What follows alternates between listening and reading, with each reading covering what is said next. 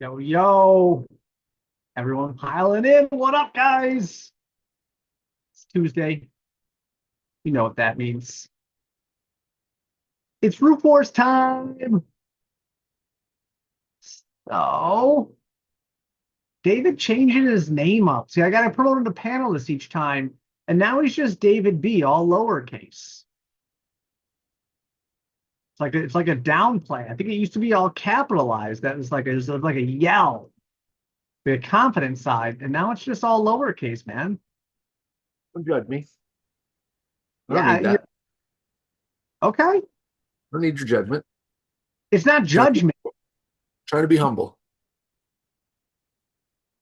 You're going to have to bridge that line between being humble and then recognizing that first and last names typically start with a capital letter. Yeah. Maybe in your world. I'm more of a creative. No one's going to tell me what to do. What up? What up? Long time no talk.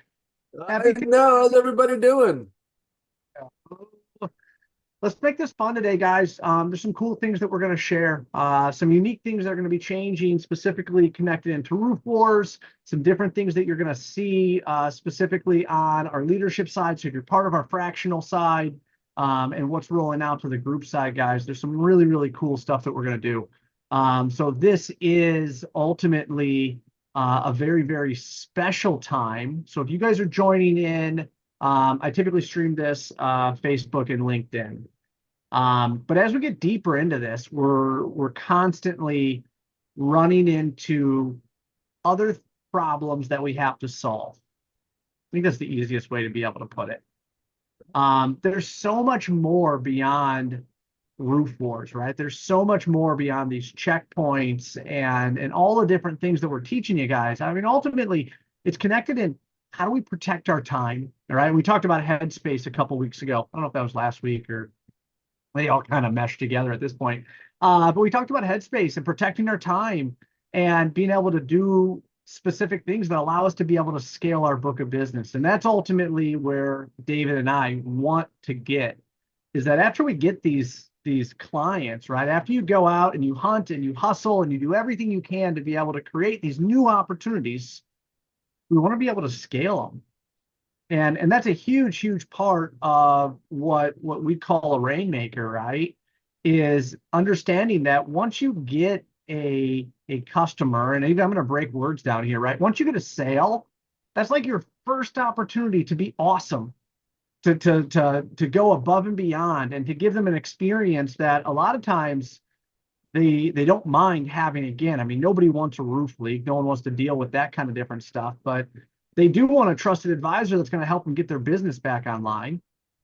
So we got to make sure that we have that first experience that is so important for you guys to be better than everybody else.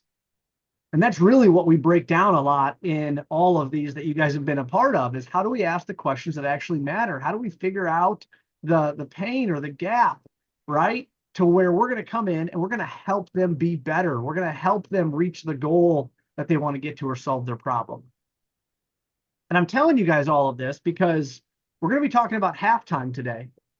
And halftime is an insanely important thing that I personally feel, and I know, I mean, most of the really, really good salesmen are not scared to be able to talk about some of the conversations that they have.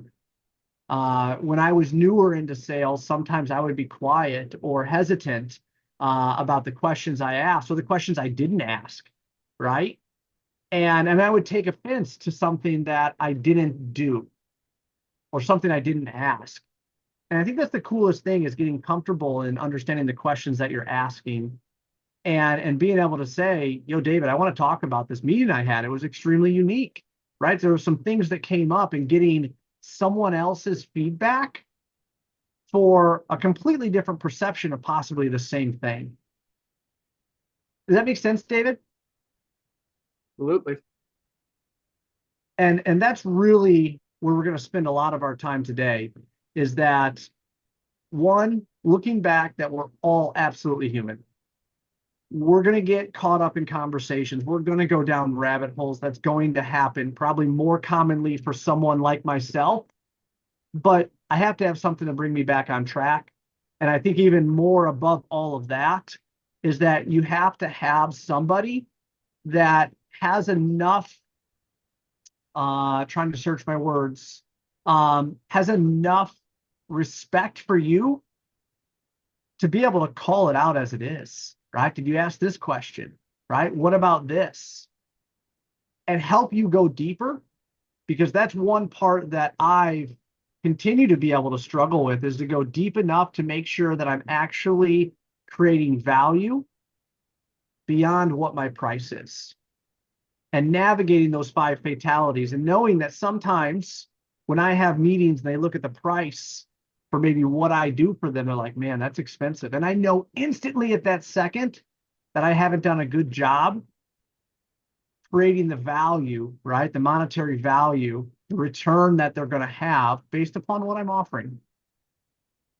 And if you guys are running into those types of situations, this is a absolute perfect session for you guys to be at, because at no point do I ever want you to send a proposal via email and say, we'll find out when they make a decision, or send an email out and say, I hope they choose me, or I'll wait for them to give me a call back.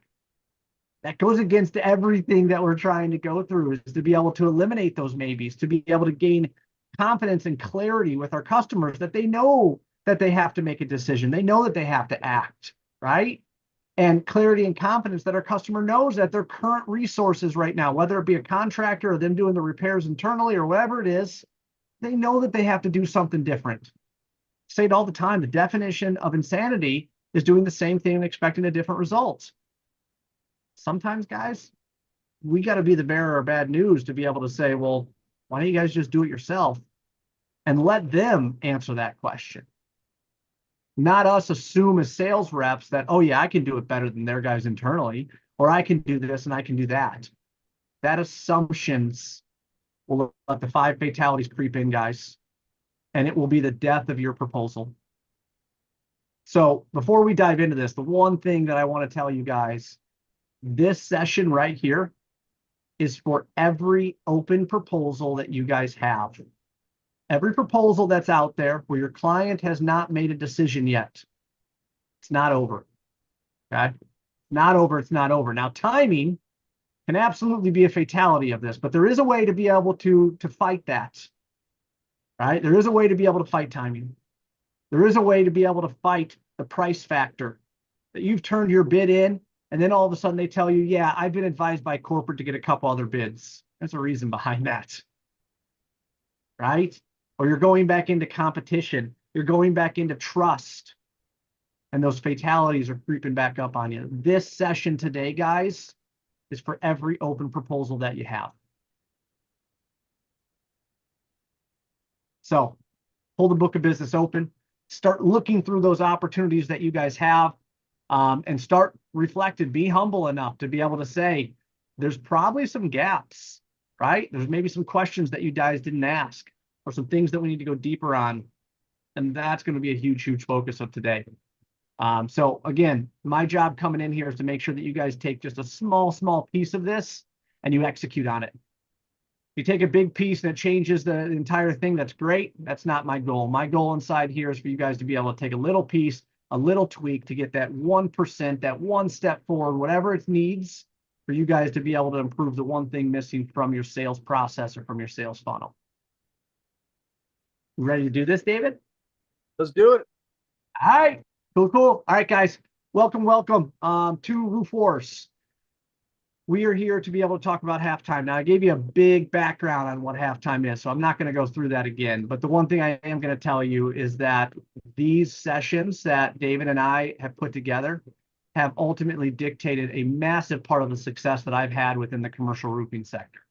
I've led some of the largest preventative maintenance initiatives within the United States that are still active right now. I am well over on my way to $1 billion, if not sold myself, contributed to that, directly contributed to that. And ultimately, I'm proud to be able to say, I have built everything from a $20+ million national account division, from a $0, zero truck, zero client service division, and grew that into a multi-million-dollar territory. that are still operating. Many of them are still operating today. So what I'm telling you guys is not necessarily something that I'm just making up and think it's going to work. I'm telling you what I did within my businesses to be able to grow them and to be able to ultimately defeat those fatalities that are killing your deals. Whether we'd like to admit it or not, they are killing your deals. And we'll get to that in a sec. But David, you want to take us through a little bit about your background, sir? Yep.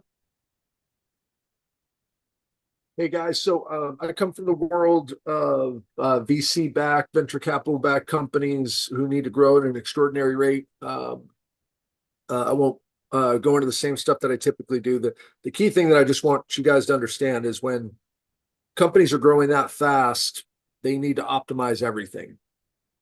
And the ability to optimize everything and actually have your team be able to execute and implement those things comes down to making it as simple as possible, as effective as possible, but as simple as possible.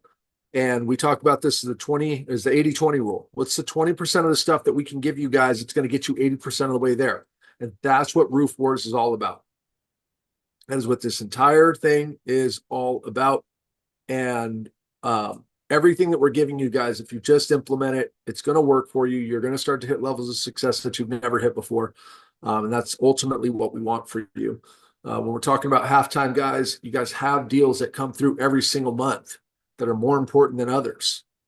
And if you're not running halftime on the most important deals in your pipeline, then you're putting them in jeopardy.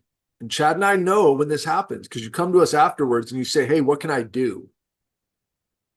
What can I do to save this deal? They're not responding to me. They ghosted me. Hey, they came back and they told me that somebody else is the lower bidder and I need to sharpen my pencil and I need to come back with a lower price. I mean, but guys, at that point, it's already done. It's already done because you didn't run halftime. So this session that we're going to go through with you today is the 20% of the deals that get you 80% of the way there, the ones that drag up your average sale. Those are the ones that you need to be running halftime on. You need to be doing it every single time. If you don't, it's just negligence, guys.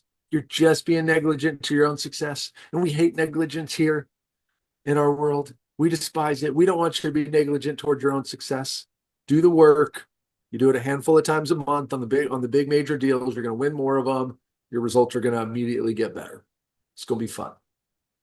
Yeah. So I'm going to fill you guys in. There is a book, trying to remember the title of it, but it's about the power of storytelling. And when you are in a world of education, right, which we are, because we're here to be able to be the professionals inside the room, stories go a very, very long ways.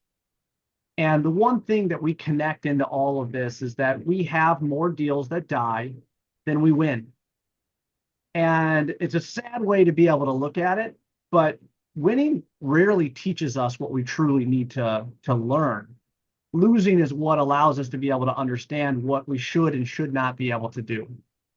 So as we go through this, the power of storytelling is very, very important. And jumping into what we call the sales reaper is really what's behind all of this, guys. There are 5 primary reasons that your deals die. And we'll go through those 5 reasons. We'll talk a little bit about that. But there are things within our sales process that allow the sales reaper to be able to creep into each deal that you guys have. Even the best clients that you guys have, the house accounts that, no matter what, they are going to give the work to you, at least inside your mind. And what happens are these little seeds of doubt are dropped into your client's mind based upon all kinds of different things. David just said it best, right? Sharpen your pencil, come back to me. I got a lower price. I have a different scope of work. Someone came in and talked to me about a completely different system. That sounds pretty cool. Can you give me some background on it? All of these things are constantly going to be fighting against you guys. And for you guys to be able to fight against the greater good, you guys have to understand the 5 fatalities. You guys have to understand that the sales reaper will always be there, right? Always be there, sowing the seed of doubt into your customer's mind. And are they making the best decision based upon the funds they have, the goals they have, or the problems that they're trying to get rid of, the problems they're trying to solve? And there are absolutely times where you might not be the best solution or might not seem like the best solution. And that's what you guys have to fight against. That's what we're teaching you how to get around. The sales reaper is there, guys. Those 5 fatalities are real, whether we want to look at it in that lens or not. Pricing, timing, competition, trust, product fit. All of those things are the result of deals that have died within your book of business this year. Now, I've talked a little bit about it, so I'm going to go through it somewhat fast. I've done this in almost every sector of a business. You talk about a $140 million company building a national account division that runs some of the largest preventative maintenance, rooftop maintenance agreements across the entire United States. I've been there, I've led that, and I've worked with some of the best within the US. I've done it on a regional side, which means I'm working in just one smaller part of the United States, not everywhere. Grew it to 8 territories. We're producing millions of dollars within service, and the capital work was coming from that. And I'll say one of the proudest ones I'm a part of was locally. One metro where we came in and we truly dominated that territory, growing clients that originally started out at less than $100,000 that I now know are doing over $2 million. Scaling book of businesses, getting more out of that, and taking that service division from what was $750,000 all the way up to about $3 million. It's a very unique journey, guys, but you have to be able to understand what your customer wants. I think it's a quote by Zig Ziglar. You can have whatever you want as long as you help someone else get what they want, right? It's not about selling your product. It's not about how long you guys have been in business. If you've been a part of this, you know that. My success started with 3 trucks that were doing about $200,000 a year. They had a big focus on the capital side, and ultimately they had some certifications, but they were not nearly being used as well as they could be. Throughout my 2 years at that company, 18 months is what we tracked the data on. I only added 1 more truck, but the efficiency that those trucks got into went from $200,000 to over $600,000. Means they were producing 3 times as much. Now, from a sales side, you might say, I don't care about that, but I'm talking about getting out to leaks within 48 hours. I'm talking about completing contracts within 1 week with a backlog and creating experiences that our customers wanted to have again. Because that's a huge part for you guys as sales. You guys make a promise, it's your operational team that needs to deliver on it. So if you don't have absolute clarity on what the expectation, the timelines, or the milestones that your customers have, which is all part of this training, guys, you're going to set your production team up to fail, and you're not going to be able to scale your book of business. It's not about making a sale, it's about making a customer. So ultimately, we had over 350 service agreements that were active. Much like I said, grew this company to on track to about $3 million. And some of the clients that we grew from there, I'll tell you, I would have never expected that they spent that much money in roofing. But as we got deeper into their business and understanding the real problems they had, the real goals they were trying to achieve, that's when we stepped in as that trusted advisor and was able to be able to make some major, major impacts to the business. I talk about this each week, and I'm going to say it. I'm going to keep it short in this one, guys. At no point does the size of your business make any difference. At no point how many sales reps you have make any difference. At no point how nice or what you're wearing, to an extent, makes no difference on the success. It's all on how you position the value to the customer. They have a problem. They have a goal. Or if they don't have a problem and a goal, they have an asset, which is one of the largest assets that a commercial building will ever have. It's the roof, guys. And it does not matter if it's a $1 billion Cinemark company that's sitting right next to you, or if it's you guys at 500,000, 100,000 in service. I don't care what the number is. You're sitting in that environment, and you guys have the opportunity to be able to help that customer solve their problem. If they can solve it without you, they would. Do not ever step down. Do not ever downplay yourself. The technology, the resources that you guys have on a smaller base, the smaller the company, the easier it is to turn that ship, guys. You guys should be executing and winning more deals than anybody. The question is, how do you get that efficient? How do you find those clients and find the value that you guys deliver? And that's what we're going to be working on today, so you guys can close more deals, right? Lose less deals is the goal of all of this. What we go through is ultimately the 8-figure service division. There's a path that everybody goes. We call it the 7-figure service sales rep. That's how you start growing that. And it doesn't matter if you started out in Olive Garden, if you were in outsourced labor, or ultimately you started in radio station ads, guys. I've done this with every single type of sales reps. And when you get the right mindset together, you start protecting your time, asking the right questions, and understanding that you're there to create clarity and confidence for your customer. Okay, I'll say that again. Clarity and confidence for your customer. Because if your customer doesn't have clarity or confidence that the problem is big enough they need to act, they're never going to do it. Time is going to kill it.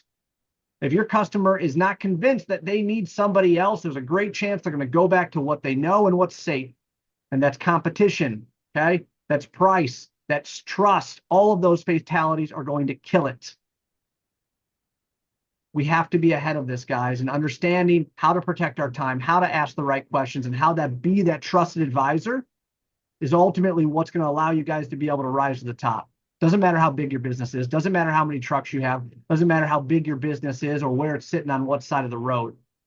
It's all about you as an individual and how you can help that customer get their business back online and operational as quickly as possible and with the most amount of value.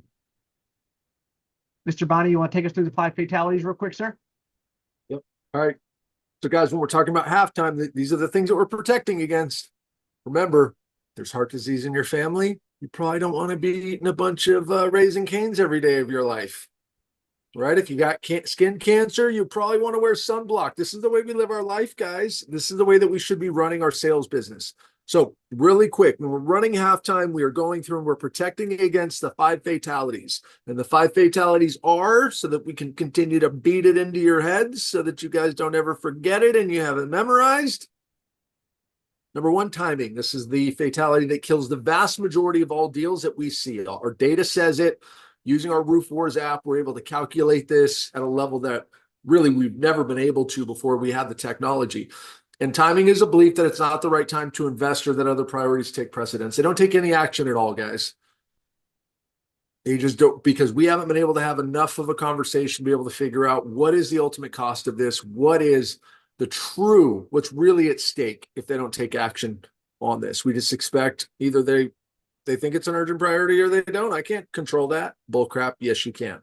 Fatality number 2, competition. This is usually internal competition. This is the internal maintenance team. This is the existing roofer that they're using, and a perceived superiority of those options, speed, pricing, or solution options.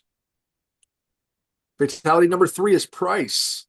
Prospects may feel like your offering is too expensive or beyond their budget because we didn't anchor it to a larger number. The actual cost of the problem, not the price of the solution, the actual price of the problem. When we do that, it makes our repair costs look very, very small. And when we can get them to expect this thing to be more expensive and we put a lower price in front of them, they are price desensitized and you will get less price resistance and increase your average sale price when you can get past that fatality. The next one is trust. Trust is a skepticism about the salesperson or the company's credibility. And I hammered on this in a training. Oh, God, I can't remember when it was.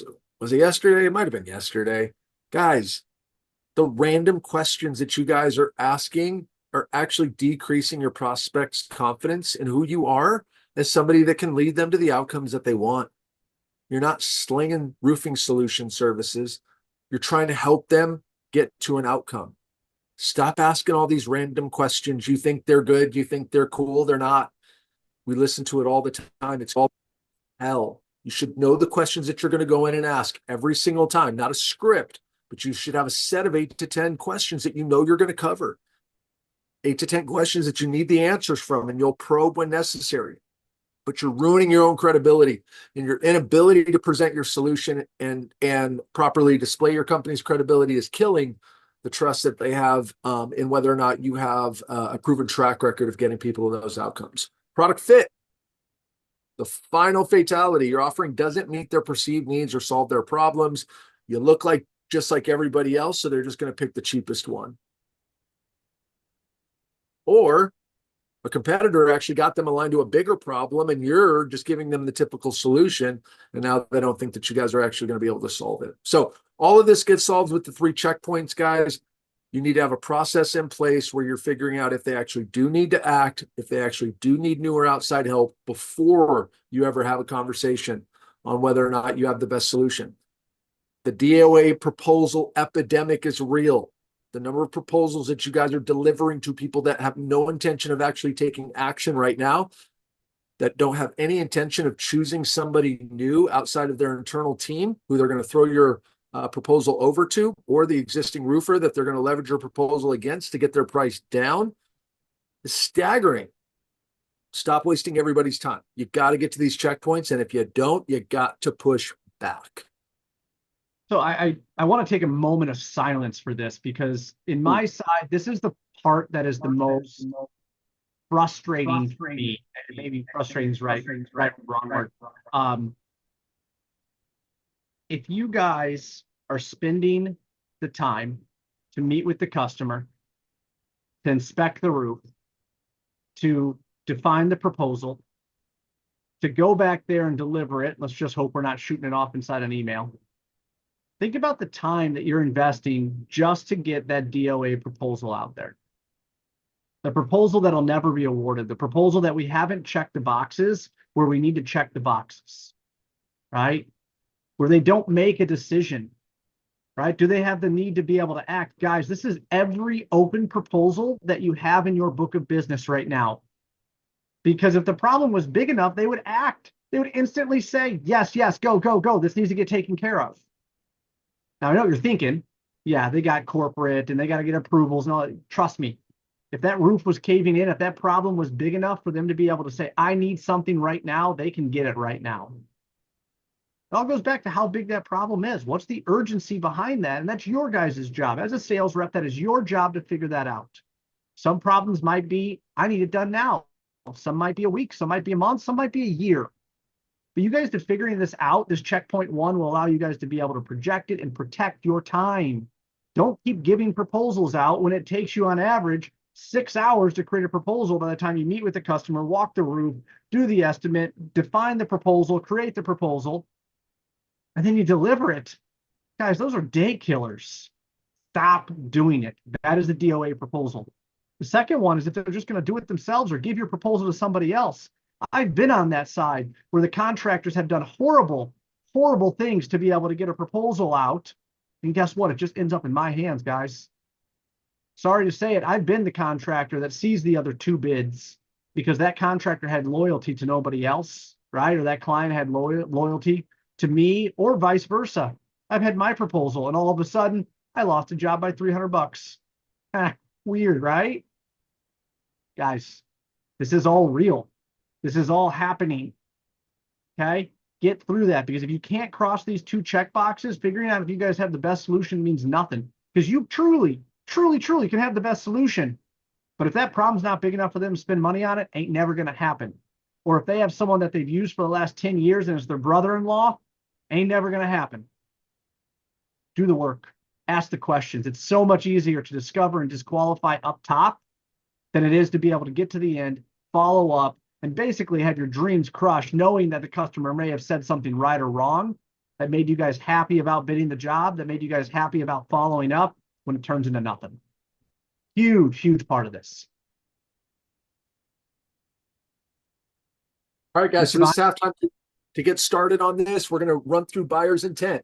Okay. And again, this is just some, these are just some of the things you need to memorize.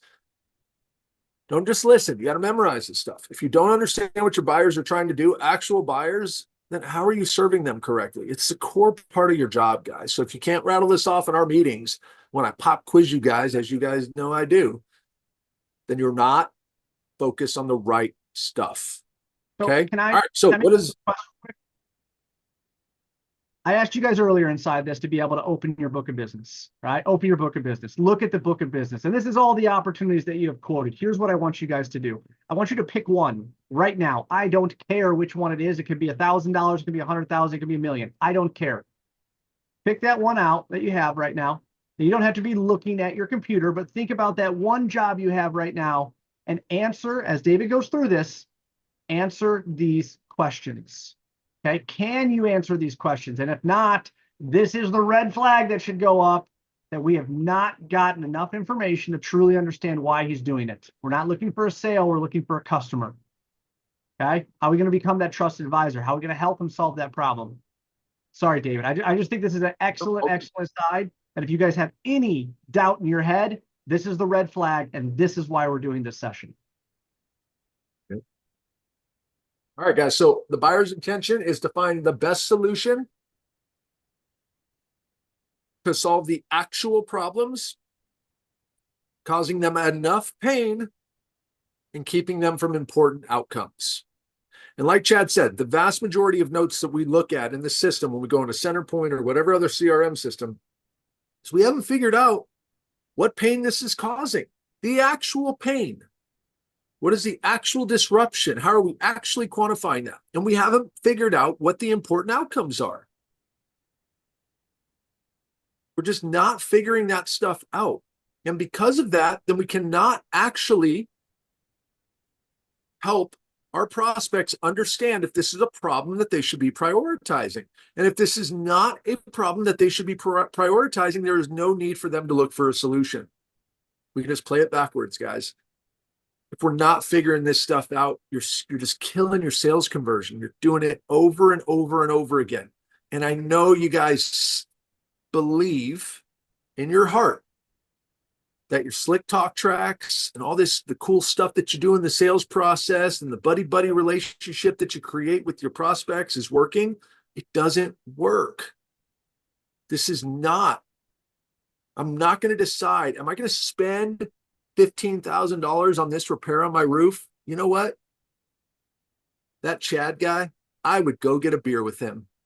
And because I'd go get a beer with him, I think I'll spend $15,000 today. Who in the hell makes decisions like that? I'm going to spend $15,000 on this repair if I believe it is a big enough problem.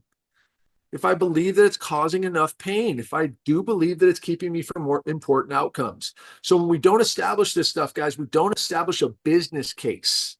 We're not establishing a business case to prioritize budget towards this problem. And when we don't have a business case to prioritize the budget towards this problem, most of the time they don't end up doing it, or they don't end up putting enough money, budgeting enough money towards it. There's multiple problems that we run into because of this. I'd like to add a couple things to this. Right. So I told you guys, pick that one opportunity and think about this. Number one, your buyer intends to find the best solution. When you meet with your customer, their perception is their reality. Okay. I have a roof leak. I know I have a roof leak because it's coming from up and it's on my floor. I know I have a roof leak because the stained ceiling tile. I know I have a roof leak because there's water on the floor. Think about all of the different things that you guys have walked into where your customer said they had a roof leak. Now think about every one of the times where it wasn't a roof leak. It was plumbing. It was HVAC. It was condensation. I don't care what it is, guys. Their perception is their reality. That's what they see. They're calling you because you're an expert inside the room. So there's a lot that we got to dissect here. Number one, they intend to find the best solution. The best solution is based upon their perception of reality. And that's what we're going to go through here in a second, right? We're going to go through this buyer's action plan to solve the actual problems. The actual problems are based upon their perception, guys. If we're not in there educating them, letting them understand the bigger problem that's behind this, it's all going to be based upon their perception. Again, I think I gave the example last week of the stained ceiling tile, and it's $10,000 to be able to replace all the blisters on the roof. The ceiling tile is not worth $10,000. Now, if we're talking about the bigger problem, which is the blisters on the roof and the $500,000 system, now we're getting somewhere. Now we actually have an ROI. Now he's not going to tell me, holy crap, $10,000 to fix that one leak in the ceiling tile. That's insane. You guys are having this happen. There's a reason behind that, right? Perception is reality. The actual problems are what they know until we educate them on truly what's going on in the asset we're professional as. The pain, only they know, guys. Do not ever assume the pain. Ask the question, right? And we have those questions outlined, but ask the question. What's the worst thing that's going to happen? This isn't solved right the first time, or if you choose the wrong contractor and you have to do it again, or you do the work and it comes back. And what's it keeping him from doing? Right? What is his real job? What does he actually need to do? Trust me, no one wakes up inside the morning. It'd be a lot easier to be able to say, yo, Chad, I got a roof leak. Can you come take care of it? because I have that trusted advisor side, and he knows that I'm going to take care of it so he can focus on truly what's important. Do you know this information about your customer, or are you taking everything at face value? He said he had a leak, so you sent a technician out there, never met with the customer. Technician went up on the roof, found a few punctures inside the roof system. You shot a proposal off, and you're waiting for him to award it. Sorry if I just called out half your proposals, guys. Their perception is reality. Holy crap, it's $1,000 to be able to fix this? You guys are forever going to have those fatalities creeping up on you. I want to go deep into this, guys, and it might hurt, but this is the reality behind it. Your customer's perception is their reality until you educate them truly on the larger issue that's going on. You guys are protecting the largest asset in that entire building. Nothing is typically more expensive when you build a building or when you have to replace it, right? Less of some massive underhaul than the roof. You got to be a trusted advisor to that. So what we're going to be talking today is about halftime, right? This is right in between discovery, meeting, and diagnosis, and demonstration and decision, right? We talk about those 4 Ds. Discovery is going in. It's asking those questions. It's clarity and confidence for you and the customer, right? Diagnosis is when you get up on the roof and you actually see, okay, here's what's going on. Here's the larger issue that's going on. The contractor you had up there looks like he's been fixing one puncture at a time. I walked around and that HVAC door skipped across that roof. You got 56 punctures. No wonder you keep having leaks. I've been there. Guys, I've seen that where contractors are just doing the bare minimum, or they're sending their own guy up there to be able to caulk things, and they're going to call it done. Sorry to say it, I used to explain it. Duct tape and a TPO patch are the same thing to an uneducated buyer, guys. Both of them stop the roof leak. One of them doesn't follow manufacturers. One of them obviously is going to last 1 month, or the other one should last longer than the system. When we get to a point that we don't have enough information to truly understand what the issue is, or we start seeing those fatalities creeping up, the time frame that they talked about passed, it's time for halftime. Time to be able to dive back into those situations and find out what's going on. Now, when we talk about halftime, this is before the demonstration. This is before checkbox 3, right? Do we have the best solution? Now, if you've already delivered the proposal, that's okay, right? They already have what's in front of us, but it doesn't mean it's dead yet. We can still fight the timing side. David, you want to take us a little deeper through this, sir? Yeah, and I'll go the other way because Chad's an advocate. If you already deliver the proposal, guys, it's not okay. It's not. You put yourself in a pickle, a real pickle. And you did it unnecessarily. We're going to tell you why. So you go through for the next slide here. And the idea is that you need to figure out if they need to take action. You should have a check there. But we figure out that we don't. Or can they solve it on their own? Do they actually need new and outside help? Right? Here's the problem with it, guys. Go and go to the next slide. Chad talks about this all the time, guys. You lose all of your power after you deliver the proposal.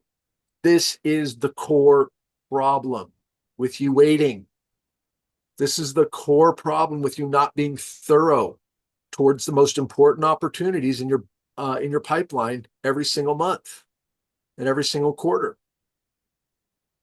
Now, on the other side of it, you're actually giving up your power too, because you have the most power right before you deliver the proposal. Guys, we see it all the time. With the reps that leverage this stuff, that execute this stuff, you can ask them pretty much anything before you deliver the proposal. You go into that proposal meeting, you say, hey, Chad, I was thinking about you guys, or I was talking to the team, and we realized there were a couple of gaps. I had a couple of questions for you before we dive in. Is that okay? Yeah. Whatever you want, dude. Just give me the proposal. What can I answer for you? Just tell me. I'll answer all your questions. So we're not leveraging that time period before we actually deliver the proposal. We have the most influence and the most power because we have something that they want. That's what halftime is all built around, guys. So if you think that you're going to go through and deliver this and you have a chance after you deliver the proposal to try to come back from it, if you didn't get the checkpoints crossed, There's always a chance, guys, but it's not very big. It's going to be real, real tough. So be thorough, leverage this stuff. Make sure that after that discovery call, that you're taking time out every single week post discovery calls. You're either doing it for every single discovery meeting that you have, and there's a proposal meeting set up, or you're doing it for the most important proposals that you set up. But you examine the pain summary. You go through, you look in your Roof Wars app and you see what your notes are. What is the actual cost of the problem? What disruptions is this actually creating? What if they don't solve this problem? What's the worst thing that's going to happen? And you look at that after you've had 24 to 48 hours outside of the conversation. You come back to it fresh. Now, if you're really leaning into this, you bring somebody into that conversation. And hey, what do you think, Chad? This is what I got from them. Do you think they absolutely need to take action? And get that outside perspective of somebody that has no context on what's going on in this situation. And invariably, guys, you will see, especially if you do it with Chad and I, in your one-on-ones with us, we'll say, man, it doesn't sound like they got to take action. I don't get it. Who cares? Who cares if this happens? From my side, I feel, and this is me, right? Talking me as an individual. You already called me an advocate on this, right?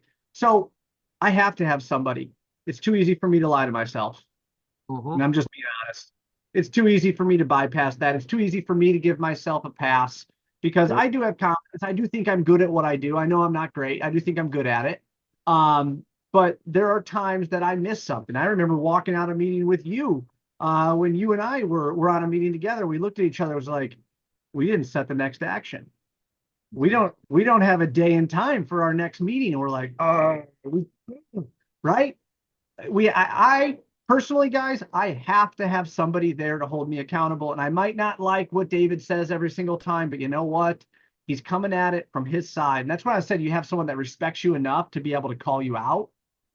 It doesn't have to be your manager, right? It can be a peer, it can be wherever it is. But if you're not talking about these things, right? It's so different when you're saying it to somebody else. It's so different when someone is there challenging you on what you're saying and you're like, oh crap, yeah, I didn't think of that.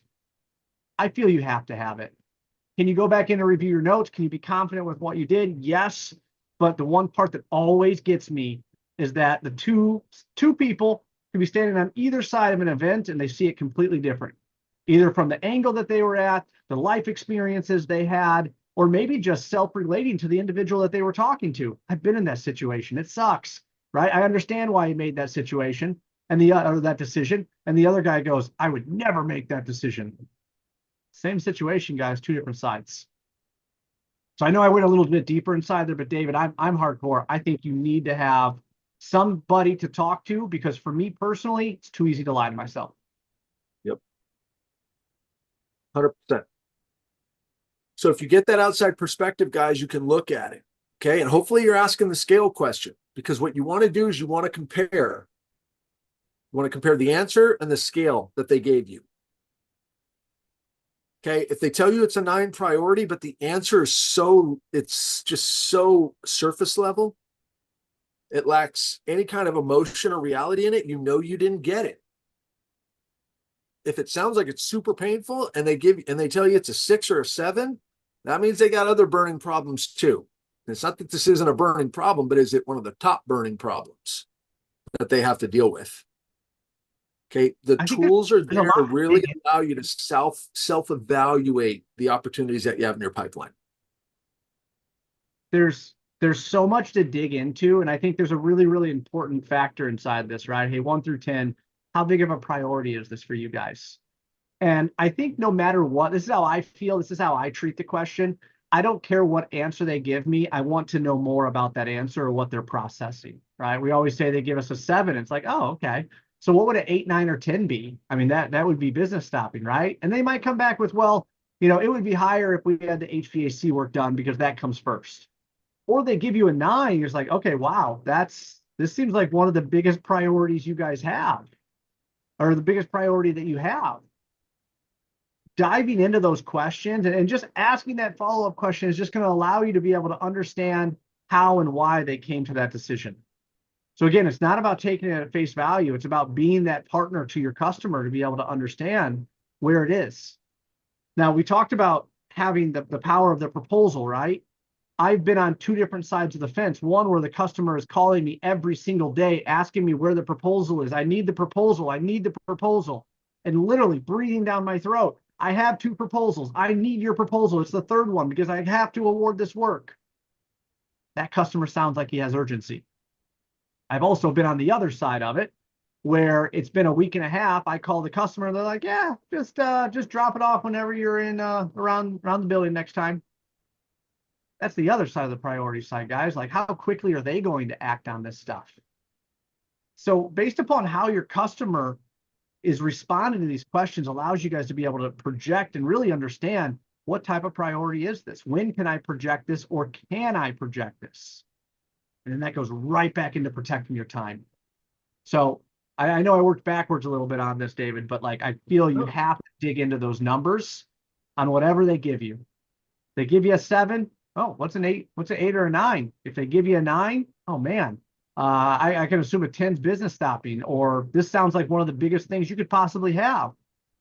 It'll allow you to be able to align yourself so much easier with them. When you go through and do this, guys, you should have a game plan that should come out of it. You should know the 3 to 5 questions that you're going to go in to the proposal meeting with to dive deeper in and figure out, is this an urgent priority or not? You don't make it up. Oh, I didn't get there. I'll go figure it out. No, you figure it out then, and then go into the meeting with a tight set of follow-up questions. Why does that matter? What is the issue with that? You said it's causing this disruption with the team. What else should they be doing typically? And you dive in and you have your game plans set. You should have those questions written down when you go into that proposal meeting. You can rattle them off. Okay.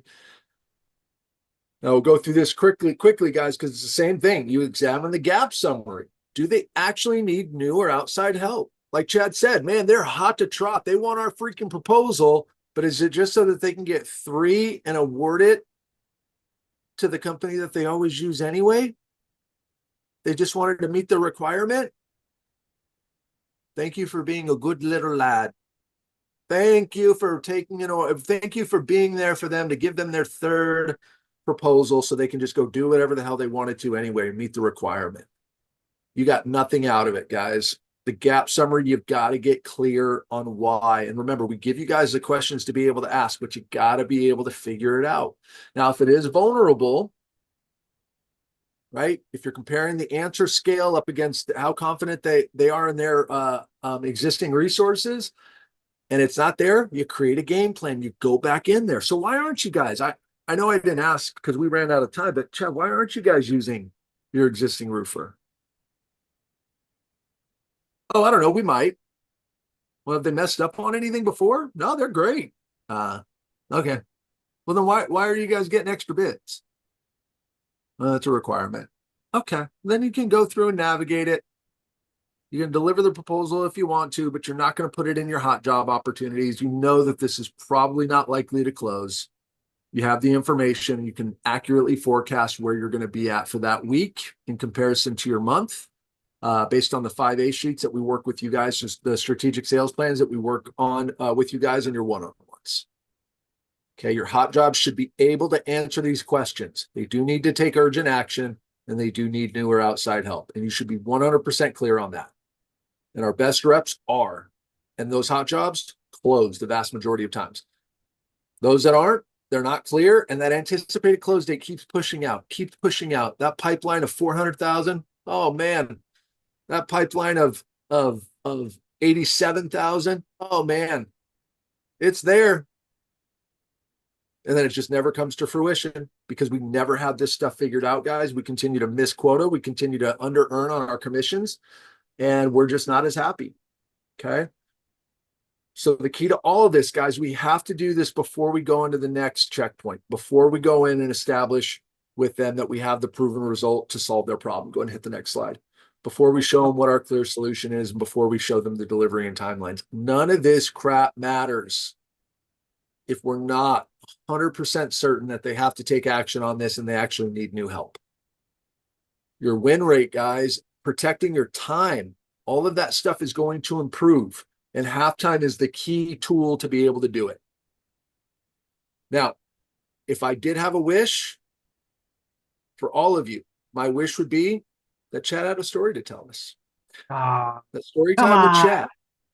And I think we've kind of already went through this, right? Because there's a few different things where I've been in the situation where the customer is just calling me on repeat, right? Where's the bid? Where's the bid? I'm calling my estimator and he's just down my throat, right? Where's the bid? I need the bid. You said you'd have it to me on Tuesday. It's now Wednesday. Da, da, da, da. I've been in those situations many, many times. But it really comes back to what's the likelihood of them getting my proposal, spending less than 24 hours on it, and then awarding me the work? There's so many stories that I can think inside the back of my head that based upon how the customer treated me and how the customer acted was a clear indication of if I would get the job or not. And going in and just quoting the job because you want to quote the job, David, you had mentioned like 40, 50, 70, $80,000. Like the book of businesses that I'm looking at, guys, and the ones that I assume you're looking at are in the tens of millions of dollars when I look at companies. Millions of dollars that are looking at you. And if you guys are having these book of businesses that are worth millions of dollars, so I'm telling you guys, go to all-time quoted, right? Everything that's open quoted right now. And the chances are you should have millions of dollars in there. Because based upon your close rate, based upon the goals that you guys have, what I can tell you is a lot of times I'm seeing goals being missed. And goals being missed because there's open promises or there's lack of communication or all this kind of different stuff that's happening. And you guys don't have the commitment from the customer that the problem is big enough for them to be able to do something or that they actually need that outside help. And like David said, we already talked about the first fatality, guys. Timing is going to kill more than anything else. To me, that's one of the biggest fights. Is the problem big enough for them to do something? And they know inside their head, right? And it's your job to be able to create the larger problem, right? It's your job to be able to find out, okay, this isn't just a roof leak. This is water and insulation. That's reducing the R value. That's increasing the heating or cooling of the building. Not to mention all the other stuff that's going on. What's the larger problem that they're dealing with? Because you're here to protect multi-million-dollar assets. The problem that we have as an industry, guys, is that we don't do a good enough job framing that the customer understands what the real investment is. The investment is not the $750 to be able to fix the leak. The investment is not having 100, or I won't say 100, but thousands, tens of thousands of dollars in change orders for wet insulation when they replace the roof in 5 or 10 years. That's my story time to you guys. You guys know this in the back of your head. If the customer hasn't awarded it, if the customer's not talking to you, the priority is probably not there. And depending how they're talking to you, I need 3 bids. You're my 3rd bid. How quickly do you think you can get it to me? Many times I had my telemarketing or lead development company or team internally come to me and just say, hey, this guy's got a roof replacement. He's awarding it in 1 week. You want to know how quickly we can turn around a bid. Well, there's one of 2 things going on. Number 1, he needs another bid to award it. Or number 2, he's not happy with the 2 he has. And that's my job to be able to go in there and figure that out. So when we share this stuff to you guys, my story time is that what we're doing today hits home so hard for me, not only working with sales reps right now, but when I had my own book of business on the commercial roofing side, I lied to myself. That's the one thing I'll tell you. I lied to myself that it was real. I lied to myself that it would be coming through. I lied to myself that my book of business was really that large. And it sucks because it didn't give me a real glimpse of reality of what my true potential could have been if I would have spent time on the jobs that truly mattered. That's the one thing that I look back on, and I would have got rid of opportunities. And again, this is not me just marking them dead and saying goodbye.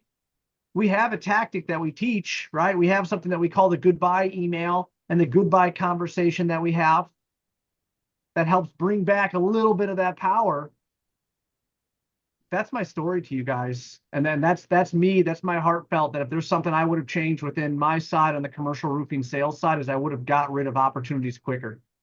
Doesn't mean they can't come back. Doesn't mean the problem can't get bigger and all of a sudden they're real and they want to do it. But my attention would have been better focused on the individuals that had a problem big enough to act and they needed a new resource. And I wasn't there trying to convince them why I'm better than their best friend, because I almost failed every single one of those, if not every one of those.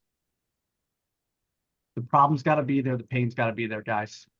Halftime is about accountability to you guys doing the right thing for the customer. And I'm going to tell you from my side, find somebody to do halftime reviews with. It could be your wife. It could be your kid, for all I care. Someone that has the glimpse of reality and has enough respect to be able to go back, have a coworker, have a friend, someone in the industry that you're doing, and talk to them about it. It doesn't matter the name of the company. It doesn't matter the name of the individual that you're working with. None of that matters. What matters is the problem or goal that you guys are trying to solve, and that you guys have an ROI that 10X that, because if the ROI, the return on investments of what they get for repairing this or fixing this or getting to that problem is not big enough, guys, not going to work. We have a way to be able to track this, right? So as we kind of go into everything we're talking about on the Roof Wars app, we're continuing to be able to implement it into all of our group and fractional teams, and it's awesome because we're just getting better. It's just getting easier to where you guys aren't having to type. We know the answers that are coming back, because when we ask the same question 10,000 times, hey, what led us to meet today, a problem or a goal? We know what those answers are, and we're making it easier for you guys to be able to use it. But what I'm going to close this out on is the things that you guys have to figure out. Number one, we have to do the urgency test. Is the problem big enough for them to do something about it? And I'm asking you that not only for every new meeting that you guys run, but for every opportunity that's in your book of business right now. Do they have a problem big enough for them to be able to act? If you're through the Midwest, we've had some of the biggest storms that we've had so far this year go through. And if they're not calling you, there's a problem. Talk about the gap test. That's their ability to be able to get the work done. Are they just going to go do it themselves? They're going to send their own up there. They're going to go back with there. If you can't figure out what that gap is, or you don't know right now, if you're dealing with any company that has somewhat of a logical name to it, they have a roofer, guys. Whether you ask the question or not, trust me, they have someone they can call. What's the gap? If you don't know, get back in and figure it out. You have to, because if not, those fatalities are going to creep up. Do halftime. Go through the proposals that you want to sell. Do halftime and get back in the game. Create a solution, okay? Because checkpoint 3 does not matter if the client does nothing. Everybody loses at that point. No, checkpoint 2 does not matter if they just go back to their own contractor. Those don't matter if you don't cross them. Your solution could be the best in the world, but if they have someone they trust, you're probably going to lose the job. Or if the problem's not big enough, the job's never going to get awarded, and trust me, you still lose the job. We have the alignment checklist in place. There's 3 questions that you guys need to ask. We already have them outlined, and these questions are ultimately the nail in the coffin. We're not asking these questions. If you're not checking these questions in the app as you're going through talking to the customer, you are going to miss opportunities. You guys are going to miss that alignment, right? That customer alignment that you have to have. Do you feel that we're the best individual to be able to solve your current problems and get you to where you want to be? I'm not asking for the proposal to be awarded. I'm asking if I've done my job to give you the clarity and confidence that I'm a contractor that can get you to where you want to be. There's a massive difference, guys. Said it inside the beginning. Doing the same thing and expecting some kind of different outcome is the definition of insanity, guys. Don't do it. Don't do it. David, anything you want to add as we close this out, sir? Guys, we'll be doing we're going to be adding a call next month to the weekly schedule for you guys. Obviously, those that are in our programs. We've already added the Thursday call for your book of business. Next month, we're going to be adding a 30-minute open call with me where you can run halftime on any one of your deals. You come on in there. I will vet them. I will audit the information that you're giving me.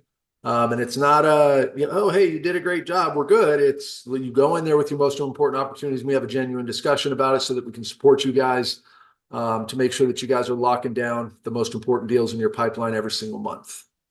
That's all I got. Monday, core strategy. Tuesday, we're growing book of businesses. And Thursday, we're scaling those book of businesses. Get the customers and let's grow with them. Let's be that primary contractor, that trusted advisor, and get the most. That's what we're doing inside our groups. That's what we're doing on the fractional side, guys. So if you love this, I'd love to be able to talk to you about what we're doing well beyond just these checkpoints and how to get the most out of your time, protect it. And again, this is what we do, guys. It's Roof Force. Thank you. Thank you. Appreciate everyone's time. See ya.